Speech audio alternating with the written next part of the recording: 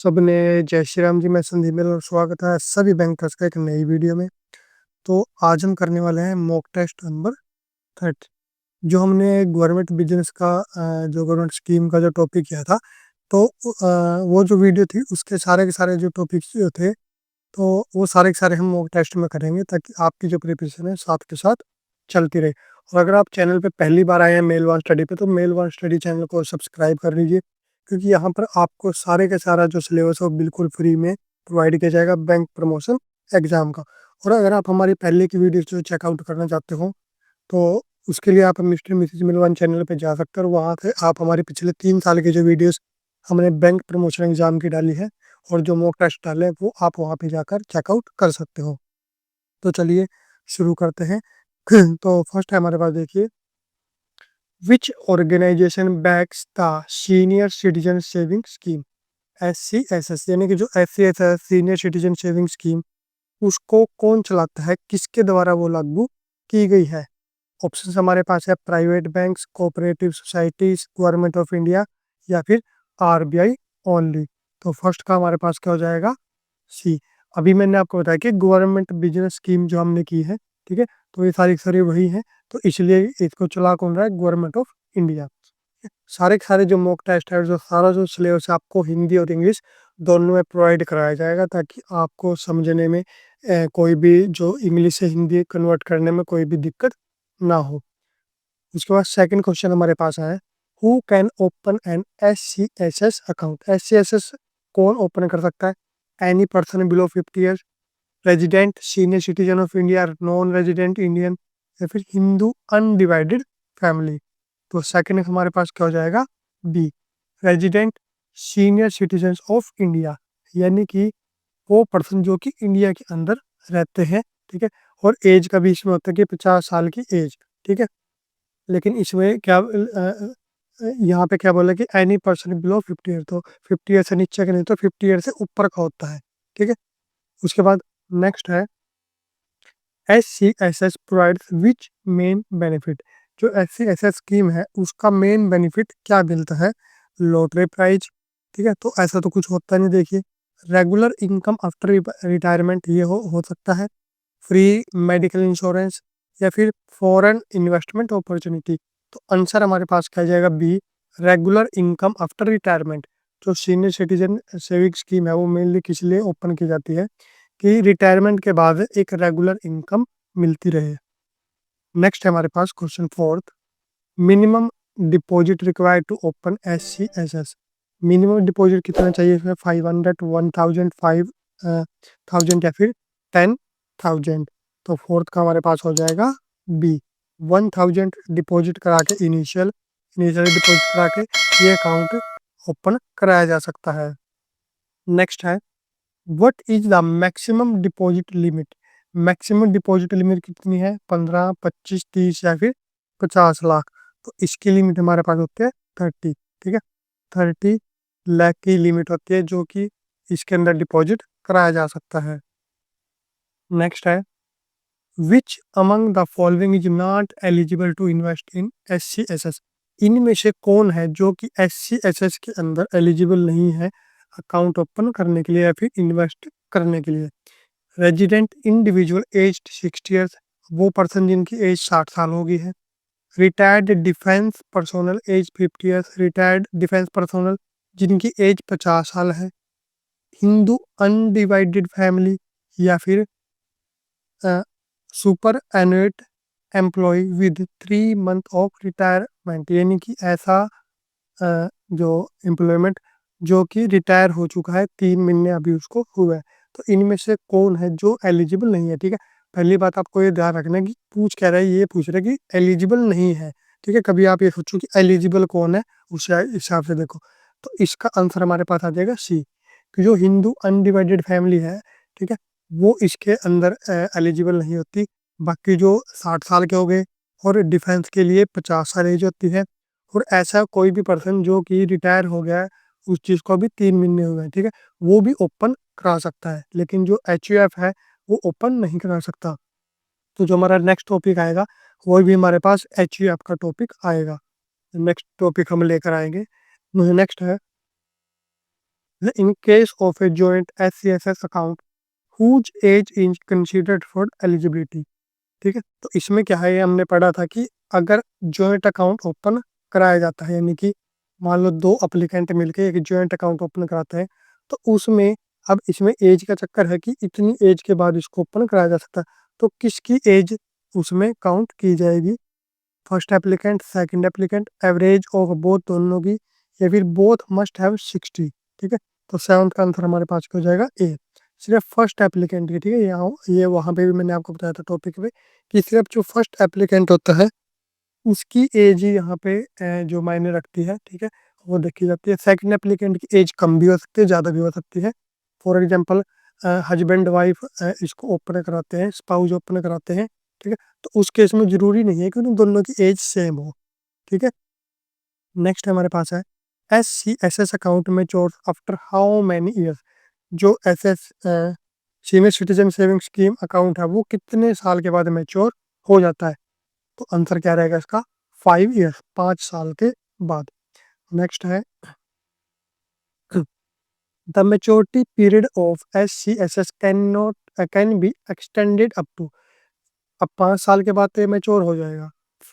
Mature होने के बाद कितने साल इसको और हम एक्सटेंड करा सकते हैं? तो आंसर हमारे पास क्या आ जाएगा? 8 ईयर्स। 8 ईयर्स तक हम इसको और आगे जो एक्सटेंड करा सकते हैं। 8 ईयर का मतलब क्या है कि 3 साल इसको आगे हम और बढ़ा सकते हैं। नेक्स्ट है what happens in case of the depositors death. ठीक है, अगर जो डिपॉजिटर है, यानी कि जिसके नाम पे अकाउंट है, तो सीधी सी बात है कि डिपॉजिटर वही होगा। ठीक है, तो अगर अकाउंट होल्डर की डेथ हो जाती है, ठीक है, डिपॉजिटर की डेथ हो जाती है, तो उस केस में अकाउंट का क्या होता है? अकाउंट कंटिन्यूस, ऑटोमेटिकली अकाउंट चलता रहेगा। Account is closed and paid to nominee और legal heir. Account lapse without refund, जो अकाउंट है वो बंद हो जाएगा और जो रिफंड नहीं होगा without refund. Account is transfer to spouse, account spouse को ट्रांसफर हो जाएगा। ठीक है, तो आंसर देख लीजिए पहले इसमें क्या होगा। इसका हो जाएगा B, account is close and paid to nominee और लीगल है। अगर अकाउंट जो डिपॉजिटर की डेथ हो जाती है तो अकाउंट क्या होगा? अकाउंट क्लोज हो जाएगा। ठीक है, ना ट्रांसफर होगा वो, ना लैप्स होगा, ना कंटिन्यू रहेगा, क्लोज हो जाएगा। और जो मनी है वो पेड किसको किया जाएगा? नॉमिनी को, जो नॉमिनी है उसमें। ठीक है, अगर नॉमिनी नहीं दिया गया है तो लीगल हेयर जो भी बनता है उसको वो पे किया जाएगा। ठीक है, और ये आपको पहले ही पता है कि अगर नॉमिनी और लीगल हेयर में से दोनों को दो क्लेम करता है कि ये जो पैसा है वो हमें दिया जाए, तो वो किसको दिया जाएगा? नॉमिनी को। अगर नॉमिनी है तो पहले नॉमिनी को दिया जाएगा। ठीक है, नेक्स्ट है which section of income tax allow us deduction of SCSS। ये हम बहुत बार पढ़ चुके हैं। ठीक है, 80C। ठीक है, और इसमें कितने तक का होता है? 1.5 लाख तक की इसमें एग्जेम्पशन मिल जाती है, रिबेट मिल जाती है। नेक्स्ट है NRI opening SCSS account after becoming NRI। कि कोई NRI SCSS अकाउंट ओपन करता है कब? जब वो NRI बन जाता है उसके बाद ओपन करता है। ठीक है, तो इसमें दो केस बनते हैं, एक तो NRI बनने से पहले ओपन किया है और एक NRI बनने के बाद ओपन कर रहा है। तो देखिए NRI बनने के बाद होगा तो क्या होगा? Must be close immediately, can continue till maturity, mark as non resident account, gets double interest, या फिर इज ट्रांसफर टू RBI। तो 12 का हमारे पास क्या हो जाएगा? बी, यानी कि कैन कंटिन्यू टिल मैच्योरिटी, यानी कि मैच्योरिटी जब तक उसकी नहीं होती तब तक वो कंटिन्यू हो सकता है। ठीक है, and mark as non resident account, और उसको मार्क कर क्या कर दिया जाएगा? नॉन रेजिडेंट अकाउंट उसको मार्क कर दिया जाएगा। उसके बाद सॉरी, इसमें यहाँ पे था आपके पास क्या कि जो NRI बनने के बाद जो अकाउंट है उसका क्या होगा?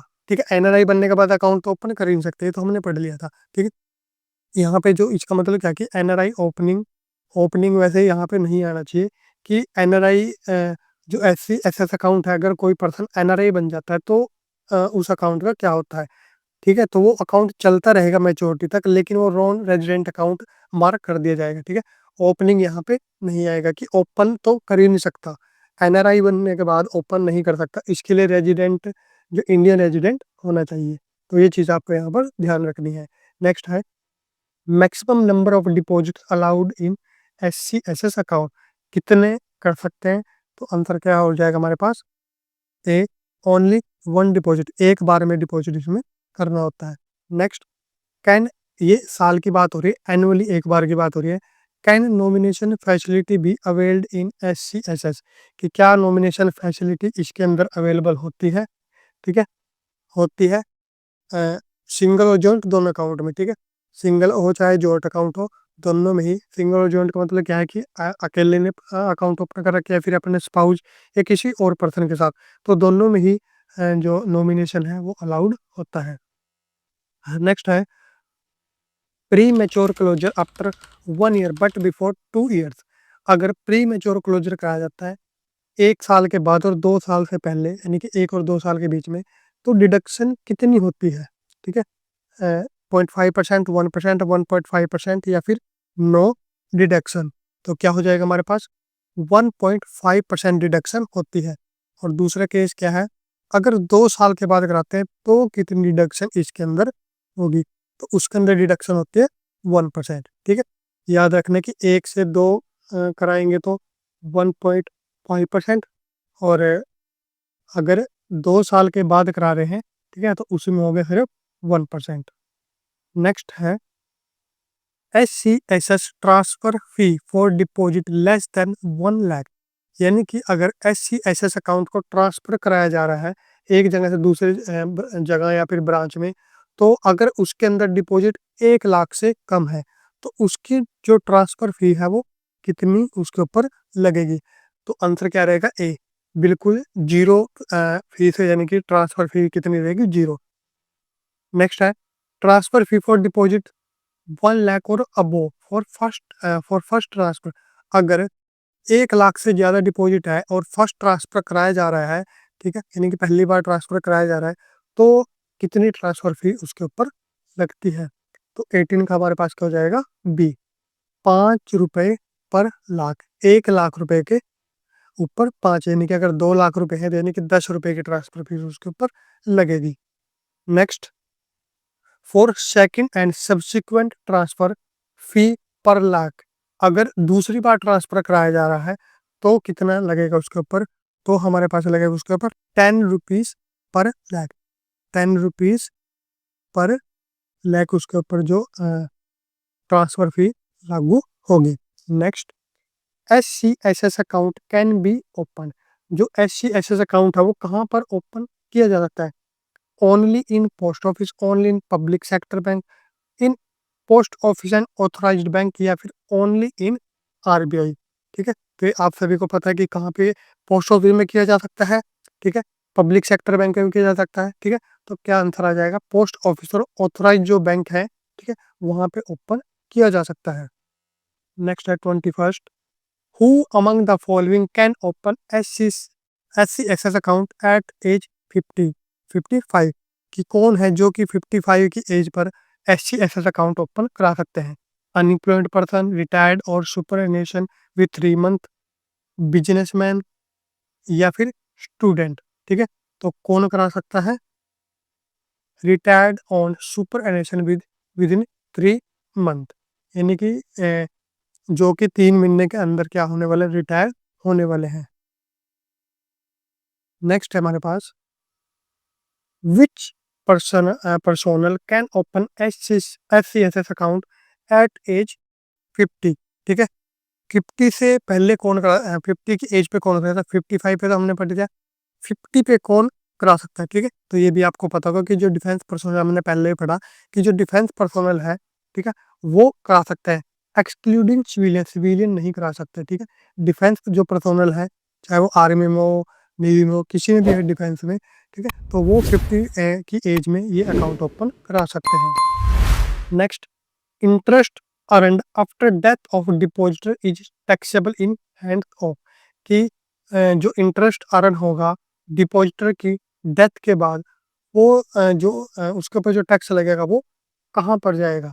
तो वो जाएगा, किसके लिए टैक्सेबल होगा? वो नॉमिनी और लीगल एयर। ठीक है, जो नॉमिनी उसके अंदर है या फिर जो लीगल है, उसके जो टैक्सेबल वो उसके टैक्स के अंदर आएगा।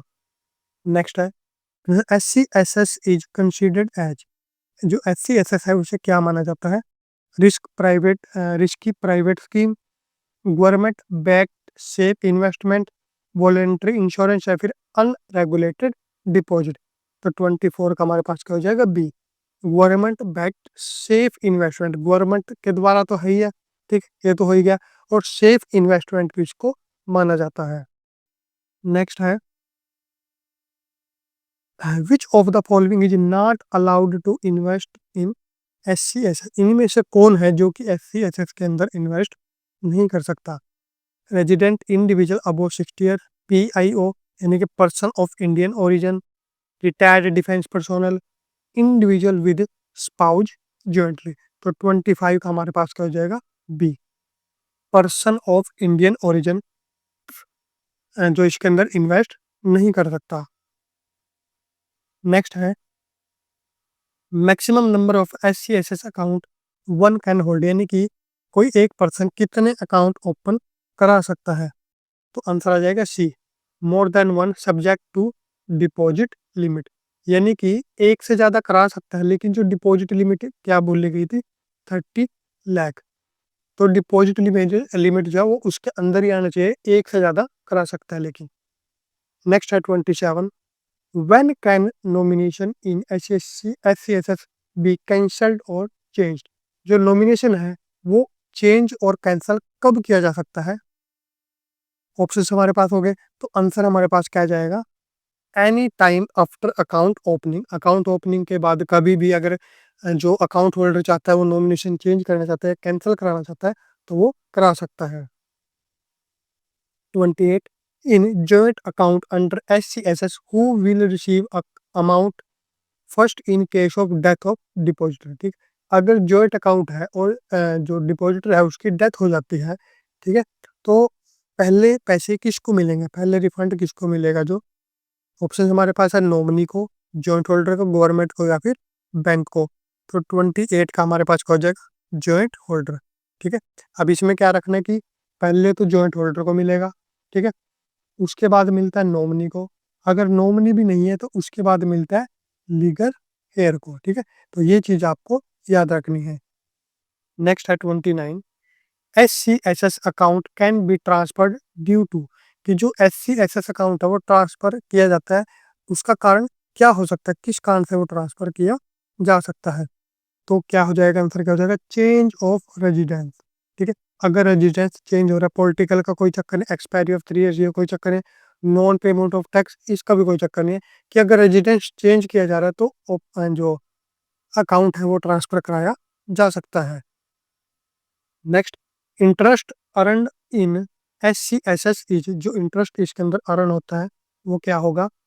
कंप्लीटली टैक्स फ्री होता है, टैक्सेबल होता है, टैक्स फ्री फॉर NRI या फिर एग्जेम्प्ट अंडर सेक्शन 10D।